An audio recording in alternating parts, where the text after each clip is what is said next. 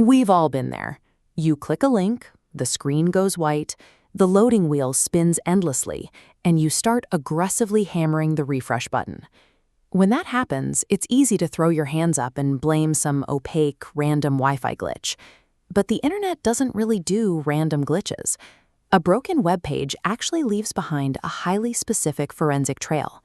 Those strings of numbers and text on your screen are deliberate diagnostic tools. They form a standardized diagnostic language designed by network engineers to pinpoint the exact intersection where your digital connection died. Once you know how to read these codes, you stop being a passive victim of a broken router. You become an informed diagnostician who knows exactly who is at fault.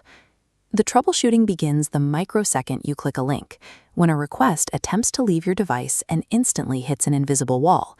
These are browser and network errors. They happen when a request dies in the void between your device and the broader internet, never even reaching its destination server.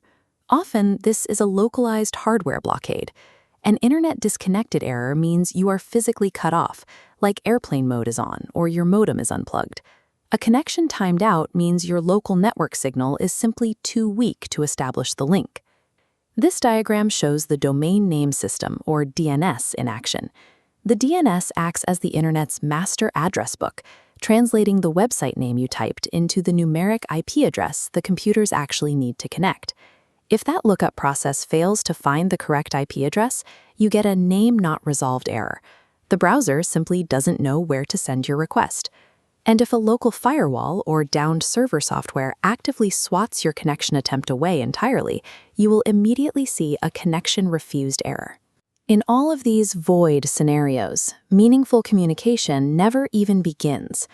To fix them, you have to look right in front of you and troubleshoot your own local internet or network configurations. Now, let's say your request successfully navigates that void and actually reaches the server, but it arrives structurally flawed. This matrix outlines the fault lines. Welcome to the 4XX series, also known as client-side errors. If you see a 4, the destination server is working perfectly, but you, or your browser, made a mistake. These are usually structural or locational mistakes. A 400 bad request means your syntax is malformed, like submitting a form with missing fields. A 404 not found means you typed a typo in the URL or the page was deleted. A 408 request timeout is a client speed issue. The server was ready, but it waited too long for your slow internet connection to finish sending the request. Then there are the security rejections. A 401 unauthorized means you are entirely unauthenticated. You need to log in. A 403 forbidden means the server knows exactly who you are, but you don't have the VIP permissions required to view that specific file. And if you fire off too much data too quickly, you'll hit a 429 too many requests. This is a rate-limiting mechanism, usually deployed to stop bot abuse. The takeaway here is that any 4XX code is highly actionable.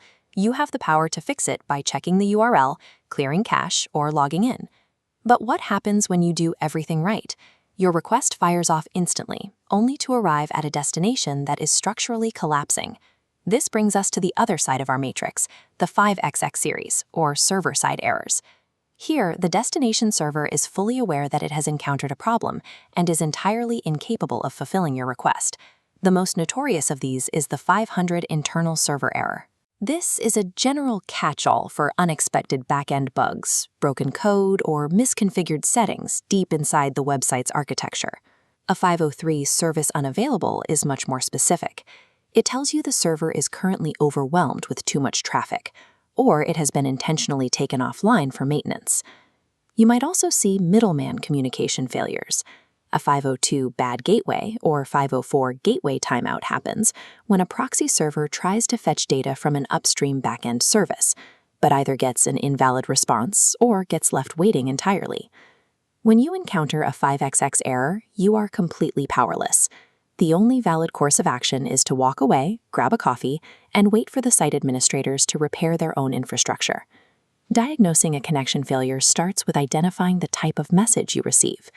If the screen provides a 3-digit code, that first number is your most important diagnostic tool.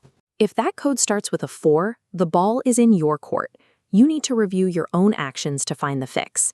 If the code starts with a 5, the issue is entirely structural, and the best thing you can do is close the tab and wait. The internet isn't an abstract magical cloud.